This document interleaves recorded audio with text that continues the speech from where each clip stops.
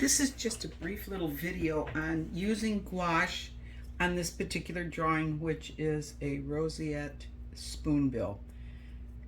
I'm going to use permanent rose.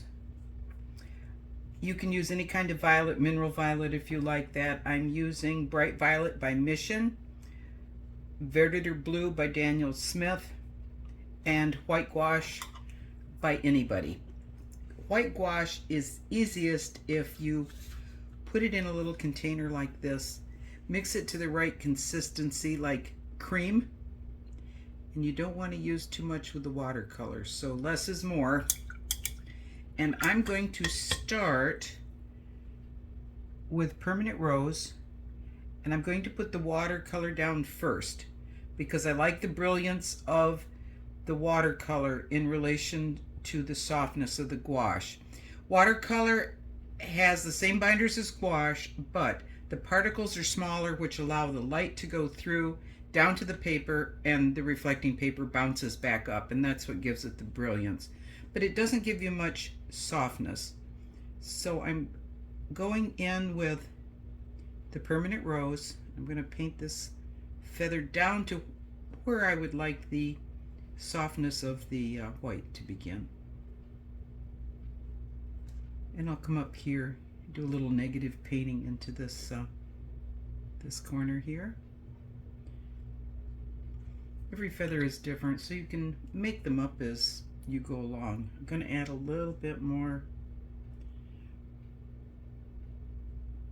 permanent rose here.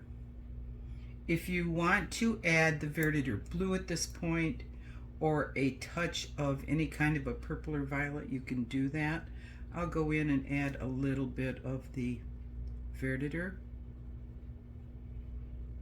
It adds a little purple cast to the painting.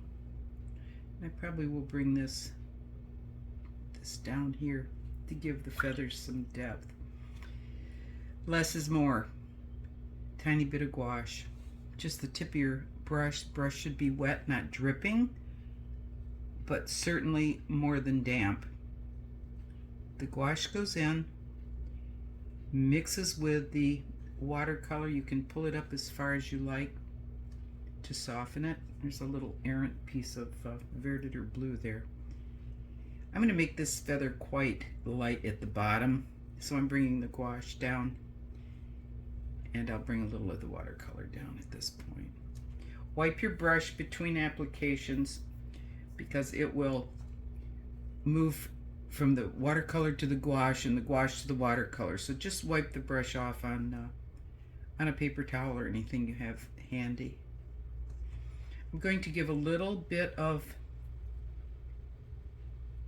interest to this by just putting a line here in watercolor, just adding a little texture. When gouache is on the paper first, everything can be lifted almost down to the white of the paper. Permanent rose is a staining watercolor paint. It means that it stains your paper and you really cannot scrub it up. But if you put gouache down first, you can blend the permanent rose into it and it will lift at that point. I go in and adjust my values after the painting is done. You could do a little bit of it now. The purpose is to change values between the feather beside it and above it. So I'm going to paint this down here. Give it a little value change and some depth. That feather is probably 90% finished. I'll go in and look at it after the painting is completely done, and I will relift and soften at that point. This one is going to be a little darker. It's a feather that's kind of in a shadow behind some others, so I'm just going to bring it up and give it a little life with some of that purple. I'm going to put the gouache in now.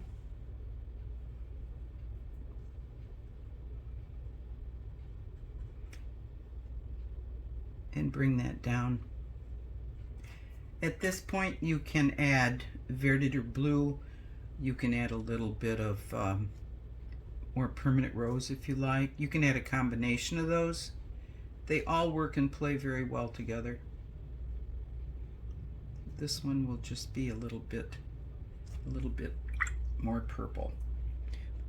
I think the one beside it, I'm thinking perhaps a little bit of verditer first.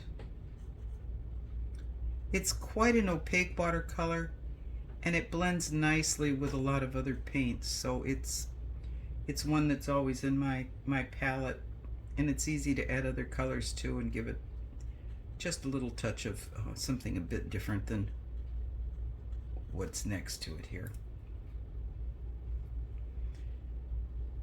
Permanent rose. I'm going to define that a little bit. I'm going to add a little gouache to this one just to separate it from the others. This part could also be the same feather as the one beside it, and I probably will unify those two and we'll make it one, since it seems to work a little bit better than making two of them separately. So I'm going to come down here and leave this white, and I will again define a little detail here, a little edge here, and unify these two together. It's basically just going back and forth until you're happy with the way the feather looks. There's no rules. It's your painting. If you want to make them orange, you can do that. I like to use Peronone orange mixed with the permanent rose. It makes a beautiful color. A lot of things go well with permanent rose, but that's the gist of putting the feathers in and adding the details now or later. Generally, I would wait until later when everything was dry. It's a little bit easier for the gouache to sit on the top. Otherwise, it tends to melt down into the watercolor. But I'll add a couple little feather details now. I might have to come back and do it again, but for now, I'll just add these along the edge. Always use a round brush for detail with this method and a small flat brush for blending. The round brush wants to pick up paint here and there and deposit it in marks. So a little flat brush is always better to use. And I haven't set a good example in using that, I know. But this is a different painting that's a little farther along, and the paint has been dry on this one, I would say, for at least a couple of weeks. So the beauty of gouache is to be able to go in after it's dry and add details or take details away without making blossoms and creating all sorts of problems. I'm going to go in, I see I have no value change between these two feathers. It looks as if this one is lying over the top of the one here, so I'm going to put the shadow then on this particular one. And I'm just doing it with watercolor. I'm not going in to put any gouache down, but I will do some details in gouache. Normally, this paint would just sink down into the paper and you'd have a bit of a mess on your hands. So that's another benefit of gouache, is that you're able to go in afterwards and put a little bit of violet in here just to give it a little bit of not only depth but a little contrast between the feather that I think is lying over the top of it. Doesn't mean it necessarily is, but it is now. And I'm going to put, I will put details in as well. So we're going in with our magic gouache, just a touch. I'm just going to blend this a little bit. Bring it down and make this one feather. That looks a little better. I'm also going to do some detail work now that it's dry by just going in and using the gouache all by itself. I just don't like the looks of this particular one. So I'll go in and add some little fluffies here. Then I can go in and also take them out.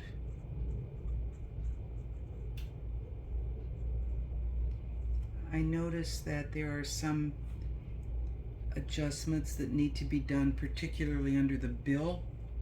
I want to darken this one as well. These are all after the painting is finished. Things that you can do to make your painting a little bit better. It doesn't take a lot of time, but it's worth the effort to do it. And I see there's an area here that I'm not crazy about this particular feather coming down. I would like to add a little quill to it. So I think I'll come down here and make these edges a little bit lighter than what they are.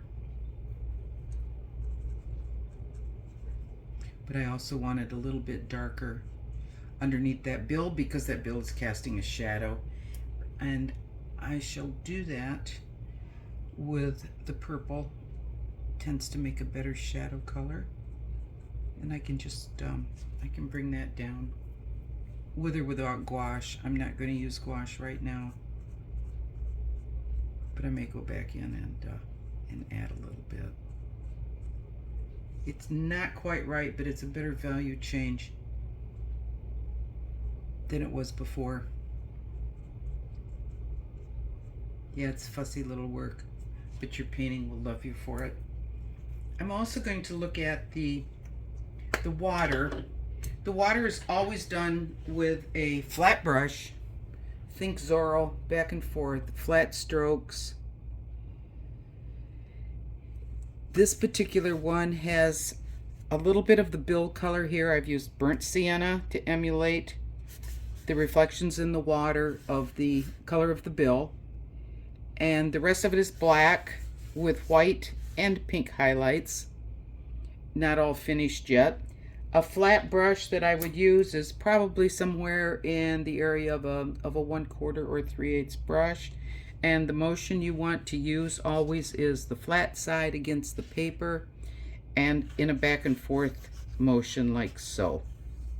That will give you very nice water effects. It also works with any kind of open water, anything you want to do with boats. And this guy has all of his face done. I'm not going to add any more color or detail to it because the background will be black and that whole thing is going to pop. All of the water, black is marked B for black because we'll be painting over it, and the gouache will cover that up, and it gives you a little bit of a roadmap. Makes it a little bit easier for the painting. I'm also going to post on this video another one that's completed in a little bit different colors, also mixed with permanent rose, but it would be a Peronone orange and permanent rose, verditer blue, and a little bit of violet.